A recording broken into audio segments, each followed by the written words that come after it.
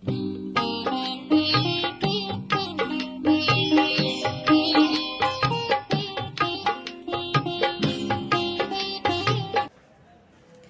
आप सभी। नमस्कार, मैं सोनी चौहान और फिर से लेकर आ गई हूँ आपके लिए एक न्यू टिप्स। जी हाँ, तो आज हम बात करेंगे कि जीवन में हमें आभार प्रकट क्यों करना चाहिए। हमारे पास जो भी है हमें आभार प्रकट करना चाहिए। तो आज का हमारा टॉपिक है, हम आभार क्यों प्रकट करें।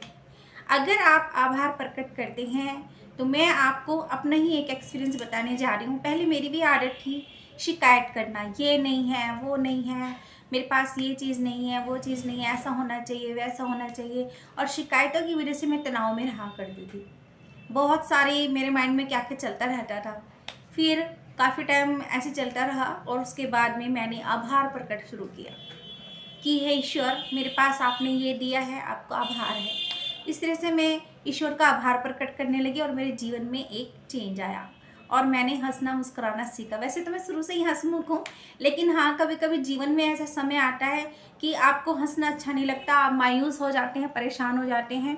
और ऐसे में अगर आपको गाइड कर देता है, कोई सही ढंग से गाइड करता है, तो वो टाइम आपके जीवन का बहुत ही महत्वपूर्ण टाइम होता है।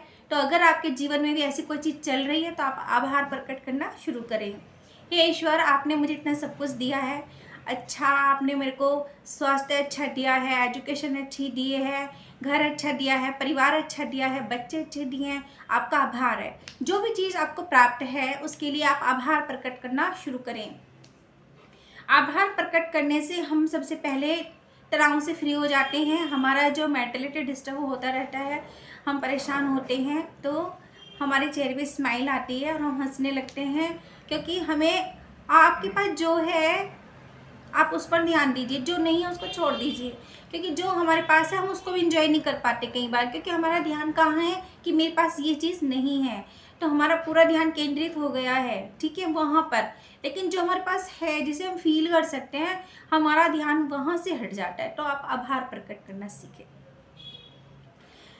सेकेंड, हम बात करेंगे आज कि कई लोग कहते हैं कि मैं इतनी मेहनत करता हूँ, इतना सब कुछ करता हूँ, लेकिन मेरी चीज़ें फिर भी पूरी नहीं हो रही हैं। मैं पर्याप्त धन उतना नहीं कमा पा रहा हूँ जितना कि होना चाहिए, जबकि मैं बहुत हार्ड वर्किंग हूँ, मैं सब कुछ अच्छा ही कर रहा हूँ, ऐसा बोलते हैं लोग। तो उसके लिए मैं कुछ टिप्स आपको बताने जा रही हूँ। उसको आप अपने जीवन में अगर उतारेंगे तो काफ़ी चेंज आपकी लाइफ में आ सकता है और आपके जीवन में हैप्पीनेस भी आएगी। और सबसे बड़ी बात तो यह होती है कि जब हम हैप्पी रहने लगते हैं तो काफ़ी चीज़ें तो वैसे ही ठीक होनी शुरू हो जाती हैं। हमारा बीपी ठीक हो जाता है, हमारा शुगर ठीक हो जाता है, हमारा थायराइड कंट्रोल हो जाता है और बहुत सारी चीज़ हमारी ठीक हो जाती है। हमारी नींद सही आने लगती है कि नहीं।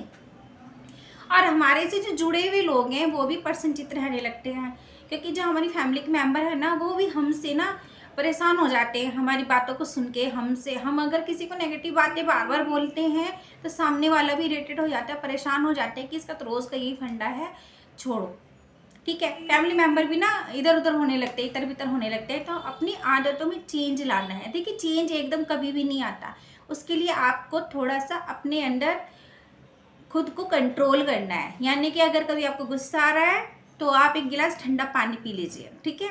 वो जगह छोड़ दीजिए जहाँ पर आपको गुस्सा आ रहा था। क्यों मैं जगह छोड़ने के लिए क्यों बोलती हूँ, आप सोचते हो कि बार बार यही बोल देती हैं। देखिए, जिस जगह हम बैठे हैं अगर वहाँ पर गुस्सा आ रहा है तो जाहिर सी बात है वहाँ पे उस टाइम पे नेगेटिव एनर्जी भरपूर है। जब आप नेगेटिव एनर्जी के बीच में रहेंगी तो आपकी प्रॉब्लम चल रही है वो वहीं की वहीं रहेगी। लेकिन जैसे ही आप वहाँ से अपना स्थान चेंज करेंगे ना, वो नेगेटिव एनर्जी वहीं रहेगी और आप जहाँ दूसरे स्थान पर गए हैं वहाँ पर पॉजिटिव वाइब्स जरूर होगी। ऐसा नहीं है कि चारों तरफ नेगेटिविटी ही है, ठीक है। आपका जो ओरा है उसमें नेगेटिविटी है, आप उसको जब छोड़ेंगे तो आपका ओरा चेंज होगा। जगह बदलते हैं तो ओरा भी थोड़ा सा चेंज हो जाता है। पूरा चेंज तो तभी होगा जब आप उसको करेंगे, ठीक है। तो आप एक तो आभार प्रकट करें और दूसरी बात यह है कि कभी भी ये ना बोले आप कि मैं बहुत परेशान हूँ। जब भी आपसे कोई पूछे और भाई कैसे हो, तो आपका जवाब होना चाहिए बस बढ़िया, ठीक है। आपका ये पॉइंट हमेशा याद कर लीजिए कि देखिए, जिसको आप अपनी परेशानी बता रही है वो आपकी परेशानी या समस्या जो भी है वो हल तो करने वाला है नहीं, हल तो आपको ही करना है। तो सामने वाले को क्यों फील करा रहे हो कि आप परेशान हो, क्योंकि परेशान से सब भागते हैं, रिश्तेदार कटने लगते हैं, ठीक है। तो नंबर 1 आभार प्रकट करें।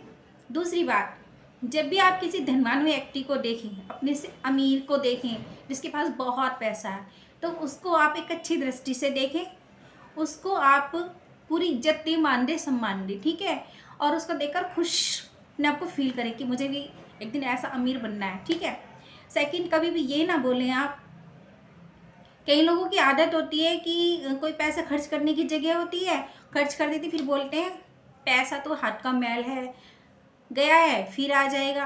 आपने पैसे को ही मैल बोल दिया, सोचिए, ठीक है। जो चीज़ की, यानी कि आप पैसे की इज्जत ही नहीं कर रहे हो, जो जिस चीज़ की आप इज्जत नहीं कर रहे हो वो आपके पास कैसे टिकेगा, नहीं टिकेगा, वो गड़बड़ हो जाएगी आपके साथ में। तो ये वर्ड्स आप यूज़, अगर कोई लोग यूज़ करते हैं कि पैसा तो हाथ का मैल है, जी नहीं, पैसा हाथ का मैल बिल्कुल भी नहीं है। बहुत मेहनत करनी पड़ती है पैसा कमाने के लिए, ये तो आप लोग अच्छे से जानते ही होंगे।